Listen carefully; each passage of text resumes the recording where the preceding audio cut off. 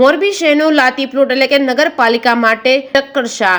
મોરબીમાં આમ આદમી પાર્ટી દ્વારા લાતી પ્લોટ વિસ્તારમાં પ્રાથમિક સુવિધાઓ માટે અનોખું વિરોધ પ્રદર્શન કરવામાં આવ્યું હતું। મોરબી શહેરની હાલની પરિસ્થિતિ દોજક જેવી છે। સમગ્ર મોરબીમાં રોડ, ગટર અને પાણીની સમસ્યા છે, તો ટ્રાફિક જામનો વારંવાર થાય છે અને નગરપાલિકાને સૌથી વધુ ટેક્સ ચૂકવતો લાતી પ્લોટ વિસ્તારમાં ત્યાંની પરિસ્થિતિ તો હતી ગંભીર। છેલ્લા 20 વર્ષથી અહીં દર ચોમાસે પરિસ્થિતિ ગંભીર થાય છે, પણ તંત્રની નિર્ભરતાના કારણે તેનો ઉકેલ થતો નથી। ત્યારે આજે મોરબી જિલ્લા આમ આદમી પાર્ટીએ અનોખો વિરોધ પ્રદર્શન કરી લાતી પ્લોટમાં ગંભીર પ્રશ્ને બાજી આપી હતી અને લાતી પ્લોટ વિસ્તારથી ઢોલ સાથે રેલી સ્વરૂપે નગરપાલિકાએ પહોંચી। રેલીમાં આમ આદમી પાર્ટીના આગેવાનો, કાર્યકરો, લાતી પ્લોટના વેપારીઓ મોટી સંખ્યામાં જોડાયા હતા। લાતી પ્લોટ વિસ્તારમાં ગંદકી, ગટર અને રોડની સમસ્યા મામલે વેપારીઓએ રેલી કાઢી આમ આદમી પાર્ટીના આગેવાનોને ઢોલ સાથે પાલિકા કચેરીએ પહોંચ્યા હતા। ઢોલ વગાડી સૂત્રોચ્ચાર કરી વિરોધ નોંધાવ્યો છે। તંત્રને લાતી પ્લોટથી વાકેફ કરવામાં આવ્યા હતા। વિસ્તારની સમસ્યાઓ તાત્કાલિક ઉકેલવા માંગ કરવામાં આવી છે અને આવેદનપત્ર પાઠવ્યું હતું। જે કેસમી ગુજરાતી સાથે શ્રીકાંત પટેલ, મોરબી।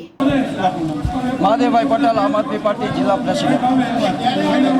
વિરોધ કરવા માટે અમે તો વિરોધ પક્ષની અંદર હોઈએ જ છીએ, પણ અહીંની જે વેપારી બંધુ જે છે, લાતી પ્લોટનો જે વિસ્તાર છે એ હું 1980થી એને ઓળખું છું, મોરબી લાતી પ્લોટને। અને ઘણા બધા મારા મિત્રો એવા છે કે અમને એમ કે અમને ચા પીવા તો અમારી આવો, તો અમે કંઈ કે હેલિકોપ્ટર મોકલ અથવા તો નાવડું મોકલ તો બેસીને આવું। હવે મને કે આનું શું કરવું? મેં કીધું આનો એક જ ઉપાય છે, બીજો કોઈ ઉપાય નથી। જો જનતા નહીં જાગે, તમે તમારી માંગણીઓ નહીં કરો, તો એ એમ કહે છે કે અમે 1910થી માંગણીઓનો ઢગલો કરી દીધો છે, પણ નિંભર તંત્ર કાંઈ કોઈ સાંભળતું નથી।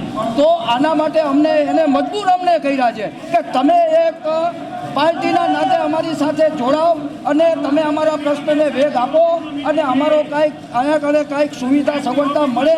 હવે કંટાળી ગયા છે, નહીં તો લાતી પ્લોટ હિજરત કરવાની બધા વેપારીઓની તૈયારી છે। બીજું બધા વેપારીઓએ આજ મને જે શબ્દ કીધા છે, હું અત્યારે બોલી નથી શકતો જાહેરમાં, પણ જે શબ્દ કીધા છે એ આ સાહેબો અને નિંભર તંત્ર છે અને અત્યારની સરકાર જે છે એ નિંભર છે, એને જગાડવા માટે આજે અમે આ ઢોલ ત્રાસા લઈને નીકળ્યા છીએ। અને લગભગ અમને 101 ફોન આવ્યા છે કે મહાદેવભાઈ આવતા સમયમાં અમે તમારી સાથે છીએ, જે કરવું હોય કુરબાની દેવી હોય તો અમે તૈયાર છીએ। તો બસ આટલી તૈયારી અમારી આ પબ્લિકની જનતાની સાથે રહીને અમે એની માંગણીઓ પૂરી કરવા માંગીએ છીએ। લાઇટ, રોડ, રસ્તા અને ગટર, બસ અને અધિકારીઓને એકવાર ચક્કર મારવા મોકલો। લાતી પ્લોટમાં જે વરસાદી પાણીના નિકાલનો પ્રશ્ન છે અને એ ઘણો જૂનો પ્રશ્ન છે એવી એમની રજૂઆત હતી અને એ માટે અમારા તરફથી એવું જણાવ્યું કે 14માં નાણાં પંચ હેઠળ 2022માં એક એજન્સીને ટેન્ડરની પ્રક્રિયા બાદ વર્ક ઓર્ડર અપાયેલો હતો, જે તે કારણોસર એમણે કામ જે તે વખતે અધૂરું છોડાયું। ત્યારબાદ અમે મુખ્ય પ્રશ્ન એ હતો કે 1.5 વર્ષ કે 2 વર્ષના સમય વીત્યા પછી અમે એને સમય મર્યાદા વધારી શકીએ કે કેમ। એટલે એ બાબતે લગભગ જાન્યુઆરી ફેબ્રુઆરીમાં RCM ઓફિસમાં લેટરના માધ્યમથી એમની મંજૂરી માટે મોકલેલું હતું। તાજેતરમાં જ એની મંજૂરી મળેલ છે।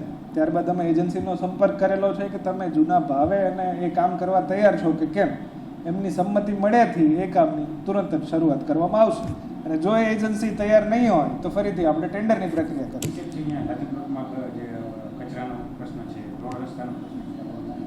રોડ રસ્તાના પ્રશ્નમાં એવું છે કે જ્યારે પહેલાં તો એને સ્થાનિકોની રજૂઆત એવી હતી કે સાહેબ અમને સૌથી પહેલાં તમે જે વરસાદી પાણીનો નિકાલ છે એનો સોલ્યુશન કરી આપો, કારણ કે એ બહુ સાચું સમજે છે અને અમારું એ જ માન્યતા છે કે પહેલાં પાણીનો નિકાલ થશે ને રસ્તો બનશે તો એ ટકી શકશે।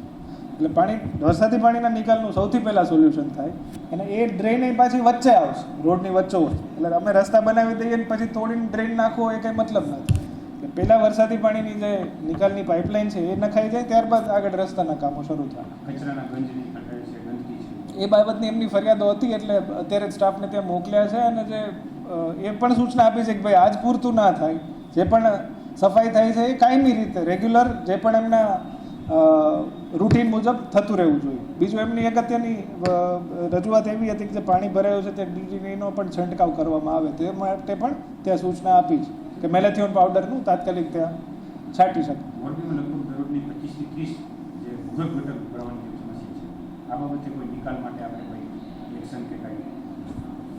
ભૂગર્ભ ગટરના પ્રશ્નોમાં એવું થાય કે ચોમાસું આવે એટલે પ્રશ્નો વધે, કારણ કે સ્થાનિકો છે પાણીનો નિકાલ ના થતો એટલે ગટર ખોલી નાખે એટલે કચરો છે આજુબાજુનો ગટરમાં જવાનો, અથવા તો એમ પણ ગટરનોમાં પ્લાસ્ટિક છે કે તે ફસાવાથી ચોમાસામાં સમસ્યા વધવાની. એ માટે અમે અહીંયાથી એનાલિસિસ કર્યું. એનાલિસિસ મુજબ એવું જાણવા મળ્યું કે ભાઈ નવા સાધનોની આપણે જરૂરિયાત છે કમ્પ્લેન્ટને પહોંચી વળવા માટે. એટલે 4 ડિસિલ્ટિંગ મશીનનો આપણે વર્ક ઓર્ડર આપ્યો. ટેન્ડરિંગની પ્રોસેસ તો થઈ ગઈ, વર્ક ઓર્ડર આપ્યો અને લગભગ 10 દિવસ થઈ ગયા. એટલે 10 થી 15 દિવસમાં નવા મશીન આવી જશે. પછી કંઈક અંશે સમસ્યાઓ ઘણી ઓછી થઈ જશે એવી અમને વિશ્વાસ છે.